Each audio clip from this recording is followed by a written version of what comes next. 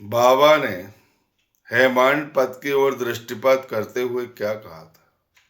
मेरे वचनों पर श्रद्धा रखो, विश्वास रखो, निर्भय होकर कर्तव्य का पालन करो। यदि मेरी लीलाएं लिखी गई तो अविद्या का नाश होगा। ध्यान तथा भक्ति पूर्वक श्रवण करने से दैहिक बुद्धि और अंधकार नष्ट होकर भक्ति और प्रेम की तीव्र लहर प्रवाहित होगी। जो मेरी लीलाओं में गहराई तक खोज करेगा उसे ज्ञान रूपी अमूल्य रत्न की प्राप्ति होगी। ज्ञान रूपी अमूल्य रत्न देने वाला साईं, शिरडी में जिन्होंने अपनी कर्म स्थली बनाई, उनका जब देह त्याग का समय आया तो उन्होंने जो लीलाएं की है वो बड़ी अवर्णीय। उन्होंने कभी नहीं कहा कि मैं ईश्वर हूं, लेकिन ईश्वरीयता उनके नख से लेकर सिर तक झलकती थी। बड़े अद्भुत लीला है साईनाथ महाराज की। देखो तो तात्या से कितना प्रेम था। तात्या 14 वर्ष तक बाबा के साथ शयन किया। बाबा के हृदय की धड़कन है तात्या। और जब घर की जिम्मेदारी आई, घर के दायित्व का निर्वहन करने का मौका आया, तो बाबा ने उन्हें छूट दे दी थी कि अब तुम घर जाओ और घर में शयन करो। चावड़ी समारोह के बाद वो अंतिम समय था। बाबा ने बड़े प्रेम से बोला। तात्या ने एक गुलाब का फूल दिया और घर जाने लगा तो बाबा कहने लगे आंख में आंसू भरकर, कभी कभी बीच में आके मुझे देखते जाना। कितना प्रेम है। तात्या चिंतित हो गया। ये भविष्य की आगाही है। लोग कहते हैं कि साईनाथ महाराज ने जीवित समाधि नहीं ली है। जरा सुन लीजिए, संकेत सुन लीजिए, उनके लीला सुन लीजिए। जो इन लीलाओं को गहराई तक खोज करेगा उसे ज्ञान रूपी अमूल्य रत्न की प्राप्ति होगी और अमूल्य धन प्राप्त होगा। जो सदगुरु पर विश्वास करता है और धैर्य रखता है, दीर्घकालीन तक उसे उसकी नैया पार लग जाती है। वह भय मुक्त जीवन जीता है और अंत में उसे श्रेष्ठ गति प्राप्त होती है। दूसरा संकेत है उन्होंने दिया था हेमांड पद को, जिन्होंने ये साईं चरित लिखा है, ये अमृत लिखा है, जो अमृत पान हम कर रहे हैं, जिससे जीवन का उद्धार हो रहा है। उनको संकेत दिया था। उन्होंने भोजन कर लिए थे, पेट में जरा सी भी जगह नहीं थी, लेकिन साईनाथ महाराज उनकी ओर छाछ का प्याला बताते हुए कहा कि ये छाछ पी लो, ये बहुत सुनहरा मौका है, ऐसा अवसर फिर कभी नहीं मिलेगा। हेमांड पद को भी उस समय समझ में नहीं आई, लेकिन चिंता जरूर हो गई थी। चिंता की लकीरें उनके माथे पर आ गई थी। इसके बाद दादा रामचंद्र पाटिल बीमार पड़ गए। तात्या रुदन करने लगा और दादा रामचंद्र पाटिल ने चारपाई पकड़ ली। उनकी नस नाड़ी गिरने लगी, बहुत कमजोर होने लगे, बहुत क्षीण होने लगे और हमेशा साईं साईं का जाप करने लगे। तब साईनाथ महाराज ने उनके सिरहाने प्रकट हो गए और कहा, क्या चाहिए, मांगो, क्या चाहिए। तब दादा रामचंद्र पाटिल ने पूछा था कि मेरे प्राण कब निकलेंगे, मैं तो तुम्हारे नाम का जाप करता हूं। साईनाथ महाराज ने कहा कि तुम्हारे प्राण की हुंडी अब मैंने ले लिया है, तुम्हारी हुंडी वापिस कर दी गई, अब तुम स्वस्थ हो जाओगे। और बाबा के वचन बड़े सत्य निकले। 2 दिन बाद वो स्वस्थ हो गए, चलने फिरने लगे। चौथा संकेत सुन लीजिए। चौथा संकेत के पहले मैं ये बता देना चाहता हूं कि दादा रामचंद्र पाटिल को जब स्वस्थ जीवन उन्होंने प्रदान किया, तब उन्होंने कहा था कि तुम्हारी हुंडी तो वापस ले ली गई है, लेकिन तात्या वर्ष 1918 में दशहरा की 10वीं के दिन चल बसेगा। वह इस संसार से विदा ले लेगा, लेकिन तुम इस बात को उसे मत बताना, किसी को मत बताना। लेकिन दादा रामचंद्र पाटिल से रहा नहीं गया। उन्होंने लक्ष्मण वाला सिंपी से अपने हृदय की बात कही और उसके अलावा किसी से नहीं कही। और समय बीतता गया और बाबा के वचन सत्य निकले, लेकिन अभी संकेत बताए जा रहे हैं। जो लोग समझते कि बाबा ने जीवित समाधि नहीं लिया, उनके लिए ये जरूरी है कि बाबा की लीला देखो। एक ब्रह्म के सांचे में ढला हुआ फकीर जो इस कलयुग में ईश्वरीय अवतार है, ईश्वरीय लीला देखिए। उनकी ईश्वरीय लीला जो उनके शरीर, उनके संवाद से झलकती है। हालांकि उन्होंने कभी अपने अपने जीवन को हमेशा ये कहा कि मैं ईश्वर का दास हूं और मैं उनकी भक्ति करते रहता हूं, और भक्त बनकर उन्होंने जो मार्गदर्शन दिया वो अवर्णीय।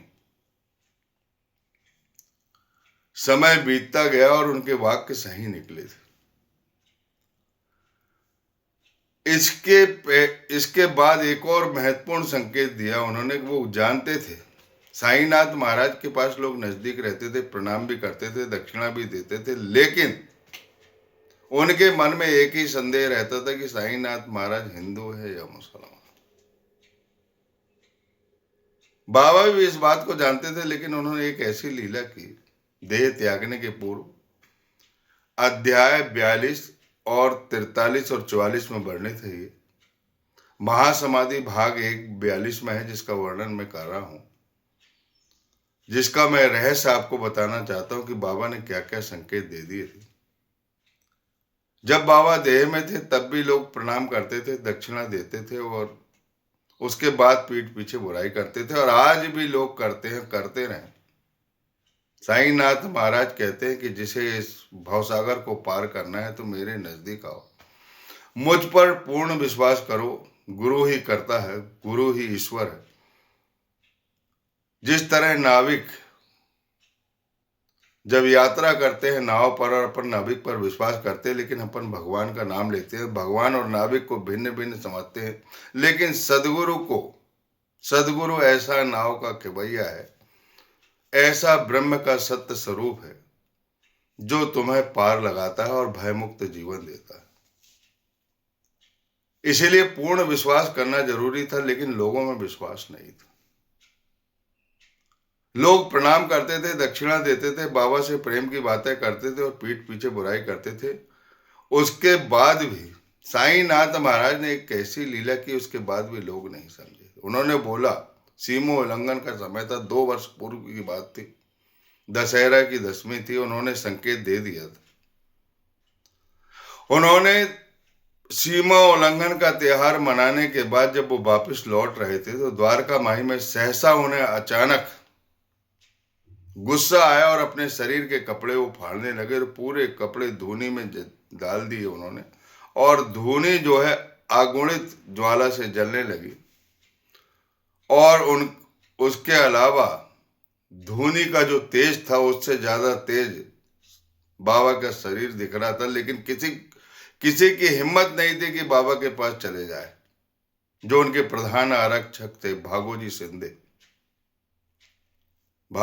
शिंदे, जो महारोग से पीड़ित थे, जिनके शरीर से मवाद बहता रहता था, बदबू आती थी, उनके जीवन का उद्धार किया है साईनाथ महाराज ने, उनकी सेवा की। ऐसा मानवता का संदेश किसी ने नहीं दिया। वो उनके नजदीक गए और उन्हें कपड़े पहना दिए। उन्होंने ध्यान पूर्वक देखा कि बाबा की सुनता नहीं हुई थी और उनके कान जो है छिदे हुए थे। साईनाथ महाराज ने उस समय डकर कर बोला था कि आओ रे गांव वाले लोग, अपने भेद की दीवार समाप्त कर दो। भेद दृष्टि जो तुम्हारे मन में पनप रही है, जो उसे दूर कर लो। आओ मुझे देख लो, मैं हिंदू हूं या मुसलमान।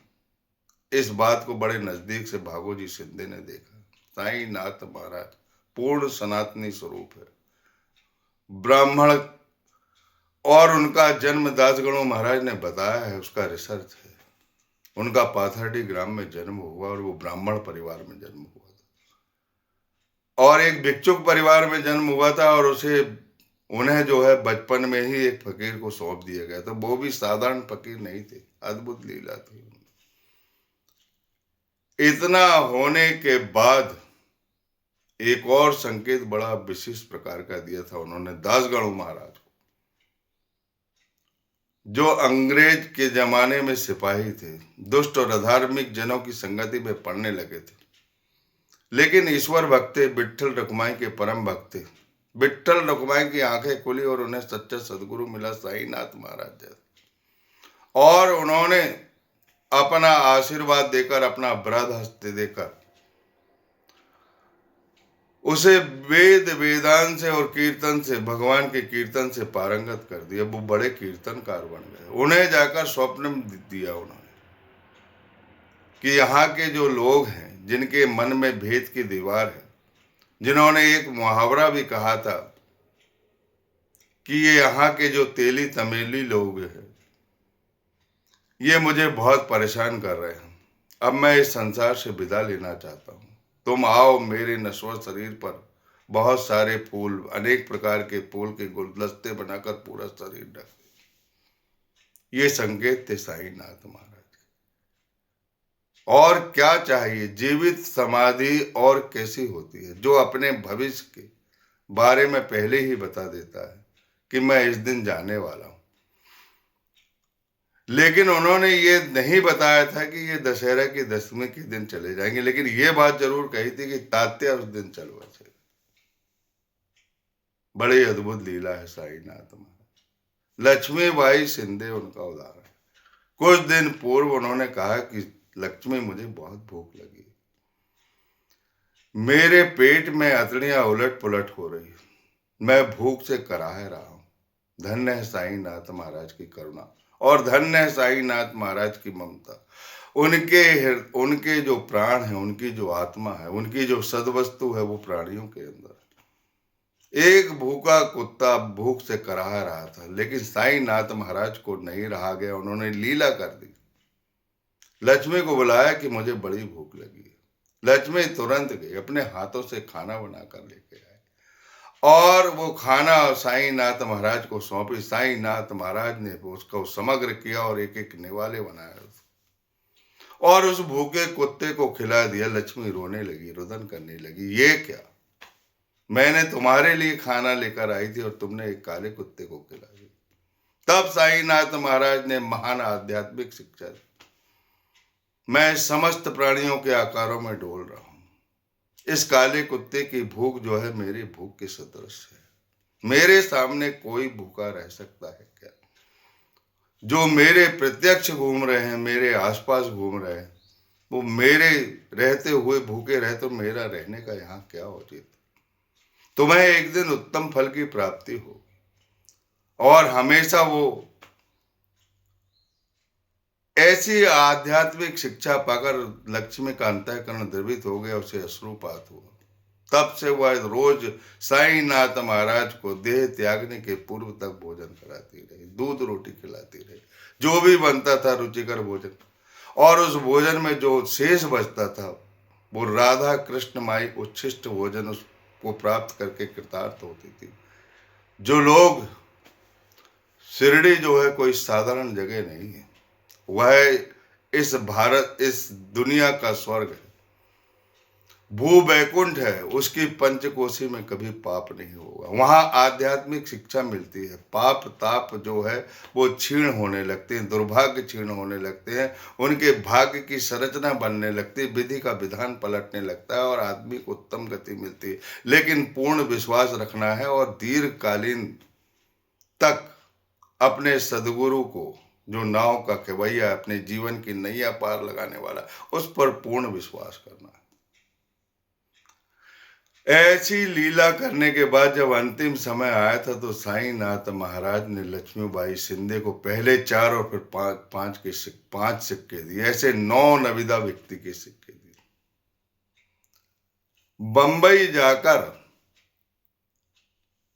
अप्पा साहब कुलकर्णी को भी 10 का नोट लेकर 9 सिक्के स्पर्श दिए, और आज भी 9 सिक्के देते थे। हमें भी 9 सिक्के हमारी पालकी में मिले। साईनाथ महाराज आज भी जीवित है, उनकी समाधि जीवित है। मैंने पिछले गुरुवार को जो स्वप्न आया था वो आपको बताया। स्वप्न में जो साईनाथ महाराज ने आशीर्वाद दिया, समाधि के सामने खड़े, और मैं उनकी समाधि का चादर बिछा रहा हूं।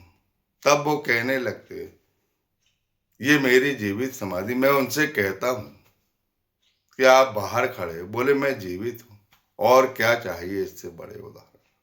बड़ी अद्भुत लीला है साईनाथ महाराज। जो उनसे प्रेम करता है, जो उनसे प्रेम करता है, उन पर पूर्ण विश्वास करता है, उसके जीवन को देखना नहीं पड़ता। वो कहते हैं कि जो नित्य प्रति मेरा नाम स्मरण करता है, चिंतन करता है, मनन करता है, मैं उसे मुक्ति प्रदान करता हूँ, और अंत में श्रेष्ठ गति देता हूँ, मोक्ष देता हूँ। इसीलिए मेरा ध्यान करो, मेरा चिंतन करो, मेरा मनन करो। इससे तुम्हारा ध्यान प्रगाढ़ होगा, विश्वास दृढ़ होगा, और अखंड चैतन्य घन से आपकी अभिन्नता हो जाएगी। ऐसी अभिन्नता साईनाथ महाराज से प्राप्त करो। ये महासमाधि भाग 1 है, जो संकेत साईनाथ महाराज ने दिए थे अपनी देह त्यागने के। तात्या को अंत में वो प्राण देते हैं, उनके नश्वर शरीर में अपनी आत्मा प्रवेश करते हैं और उसे जीवन देते हैं। इस कथा को उस समय कौन कौन थे, महासमाधि भाग 2 का वर्णन वो सारांशिक रूप से मैं करूंगा। उसे ध्यान पूर्वक, मनन पूर्वक सुनिए। साईनाथ महाराज समाधि में जीवित है और आज भी सभी हक भक्तों के हृदय में विराजमान है, और वो उनके पूरे काम करते हैं, उनका कल्याण करते हैं, उनकी चिंता रखते हैं। उन्हें चिंता रखने की आवश्यकता नहीं, अपना सर्वस्व उनके चरणों पर सौंप दो और हमेशा चिंतन मनन साईं साईं साईं करते रहो, आपका कल्याण हो जाएगा। बोलिए सच्चिदानंद सदगुरु साईनाथ महाराज की जय। इसके बाद महासमाधि भाग 2, कौन कौन से भाग्यशाली व्यक्ति उस बाड़े में थे, और कौन कौन से भाग्यशाली व्यक्ति जब बाबा देह त्याग रहे थे और लक्ष्मीबाई शिंदे को दान कर रहे थे और बयाजी अप्पा की गोद में वो सो गए, उस समय कौन कौन लोग साईनाथ महाराज के नजदीक थे, इसका वर्णन सारांशिक तौर पर मैं करूंगा। जो इस कथा को ध्यान पूर्वक सुनेगा, मनन पूर्वक सुनेगा, उसका कल्याण सुनिश्चित है। उसे इस संसार सागर से पार होने के लिए कोई कठिनाई नहीं होगी। त्रिवार कहता हूँ, कोई कठिनाई नहीं होगी। मैं आपको प्रणाम करता हूँ ध्यान पूर्वक। बाबा का अंतिम समय जो पुण्य काल है, हमेशा पुण्य की वर्षा होगी, आप पर बहुत कृपा होगी। उनका अंतिम क्षण जो सुनेगा, और ये महासमाधि भाग 1 और भाग 2 को 16 व्रत के रूप में, बुराइयों का व्रत लेना है, अनाज ग्रहण नहीं करना है, अधिक मात्रा में अनाज नहीं खाना है, अल्पाहारी रह करके ये 16 गुरुवार 42, 43, 44 अध्याय जो भाग 1, 2 में वर्णित है, उसका पठन करके अपनी अभिलाषा पूर्ण कर लीजिए। बोले सच्चिदानंद सदगुरु साईनाथ महाराज की जय।